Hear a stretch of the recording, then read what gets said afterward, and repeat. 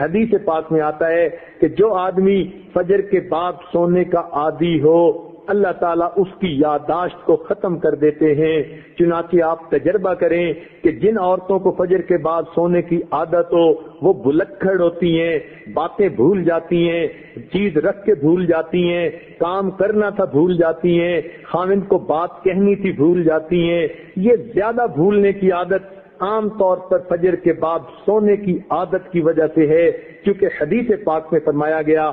اور بعض روایات میں تو یہ بھی آیا کہ حلال رزق ان کے لیے تنگ کر دیا جاتا ہے، لہذا ان کو ادھر ادھر کا ملا جلا تو بہت کچھ مل جائے گا، حلال رزق کے دروازے بند کر دیے جائیں گے فجر کے بعد سونے والوں کے لیے۔ ہاں کوئی آدمی ایسا کہ جس کی ہے ہی ڈیوٹی رات کی، وہ اگر ساری رات جاگا فجر پڑھ کے سو گیا تو وہ اس بات سے خارج ہے۔ ہاں وہ اللہ والے جو راتوں کو جاگتے ہیں وہ عام طور پر اشراق کی نماز کے بعد پھر تھوڑی دیر آرام کرتے ہیں۔ اشراق کے بعد سونا بالکل ٹھیک ہے، بزرگوں کی عادت رہی ہے، مگر فجر اور اشراق کے درمیان حد الوسع نہیں سونا چاہیے، سوائے اس کے کہ رات کا حصہ انسان اتنا جاگے کہ اب یہ سوچے کہ نہیں سوؤں گا تو سارا دن مجھے کام کرنے کے اندر رکاوٹ ہوگی، پھر اس کی اجازت ہے۔ عام عادت نہیں بنانی چاہیے۔ دیکھا یہ گیا ہے کہ جن گھروں کے اندر کچھ کھانا پینا ہوتا ہے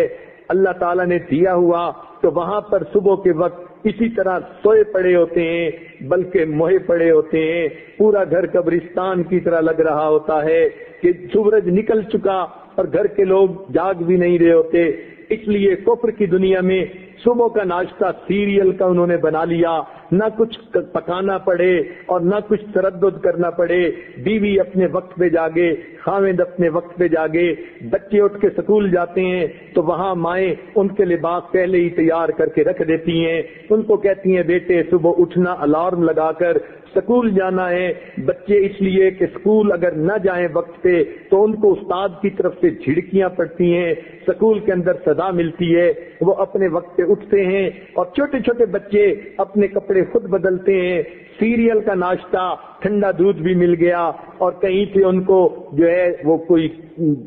سیریل بھی مل گیا تو بچے یہی کھا کے چلے جاتے ہیں۔ تو کفر کی دنیا نے ناشتہ اس لیے آسان کر لیا تاکہ جاگنے کی تکلیف اٹھانی نہ پڑے۔ اس لیے مسلمانوں کا جو ہے معاشرہ اس میں عشاء کے بعد جلدی سونا اور صبح کے وقت جلدی جاگنا۔ چنانچہ صحابہ کرام کے زمانے میں تہجد کے وقت اگر کوئی مدینہ میں چلتا تھا تو یوں آواز آتی تھی گھر گھر سے قرآن پڑھنے کی، جیسے شہد کی مکھیاں بن بھنانے کی آواز ہوتی ہے۔ اس لیے ہمیں چاہیے ہم صبح کے وقت اٹھیں، عورتیں صبح کے وقت اٹھ کر نماز پڑھیں، اگر تہجد پڑھیں تو کیا ہی بات ہے، قرآن کی تلاوت کریں، درود شریف پڑھیں، استغفار پڑھیں۔ صبح کے وقت گھر کے اندر عبادت کا کرنا پورے دن کو جو ہے اپنے جو ہے عبادت جو ہے منور بنا دیتا ہے۔ بلکہ ہم نے تو بعض بزرگوں کا یہ عمل بھی دیکھا، وہ فرماتے ہیں کہ جس آدمی کی فجر کی نماز قضا ہوتی ہے وہ آدمی کا دن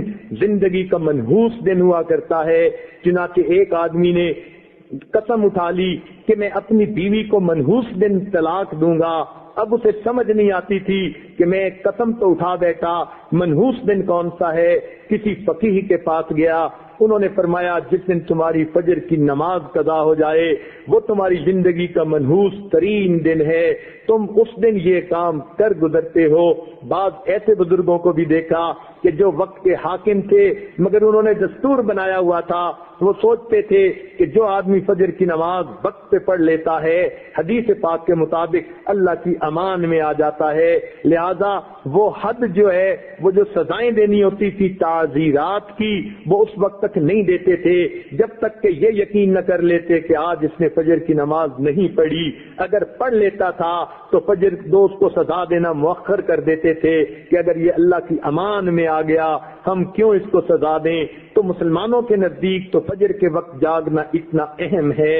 لہذا عورتوں کو یہ بات مشورے کے طور پر پیش کی جاتی ہے، زندگی کی ترتیب کو سنت کی ترتیب پر لانے کی کوشش فرمائیں، اور اس کا بہترین طریقہ یہ ہے کہ رات کو سوئیں اور دن کو جاگیں، عشاء کے بعد کام جتنا جلدی سمیٹ سکیں جلدی سونے کی عادت اپنائیں، تاکہ تہجد میں فجر میں آنکھ کھلے، انسان کے جسم کی نیند آرام کا تقاضا بھی پورا ہو جائے، اور صبح کے وقت پھر آنکھ کھلے تو اللہ تعالیٰ کا حکم بھی پورا ہو جائے۔ اس طرح انسان کی زندگی پرسکون گزرتی ہے۔